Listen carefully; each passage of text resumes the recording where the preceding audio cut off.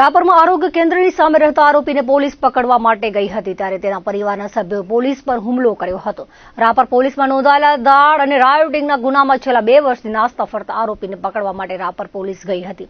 PI જેબી Bubadiya, PSI PL Phaneja સહિતના તેના ઘરે ગયા હતા ત્યારે પરિવારના સભ્યોએ પોલીસ સાથે બોલાચાલી કરી ઝઘડો કર્યો હતો અને કાયદેસરની ફરજમાં રૂકાવટ કરવા સાથે આરોપી નરેશ નામોરી રાઠોડે પીએસઆઈનો કોલર પકડી ઝપાઝપી કરી હતી। સાથે જ મહિલા કોન્સ્ટેબલની છેડતી કરવામાં આવી હતી।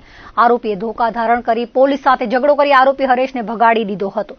પોલીસ હરેશ રાઠોડને પકડવા આવી હતી પરંતુ પરિવારે કરેલા હુમલામાં આરોપી દિવાલ કૂદીને ભાગી જવામાં સફળ રહ્યો હતો।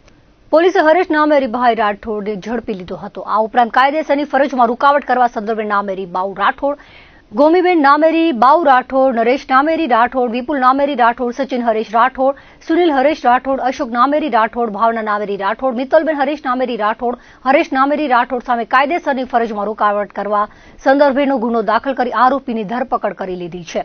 અત્રે ઉલ્લેખનીય છે કે 2 વર્ષથી ફરાર આરોપી હરેશને પકડવા માટે પોલીસ ગઈ હતી ત્યારે તેના પરિવારના સભ્યોએ મોબાઈલ ફોનમાં વિડીયો રેકોર્ડિંગ ચાલુ કરી પોલીસ પર આક્ષેપો કર્યા હતા। એરેસ્ટ વોરંટની માંગ કરી હતી। પોલીસે કહ્યું હતું કે આરોપી 2 વર્ષથી ફરાર હોવાથી એરેસ્ટ વોરંટની જરૂર નથી। પોલીસના બોડી વોર્ન કેમેરામાં પણ સમગ્ર ઘટનાક્રમ કેદ થયો હતો। આ બબાલના વિડીયો પણ વાયરલ થયા હતા।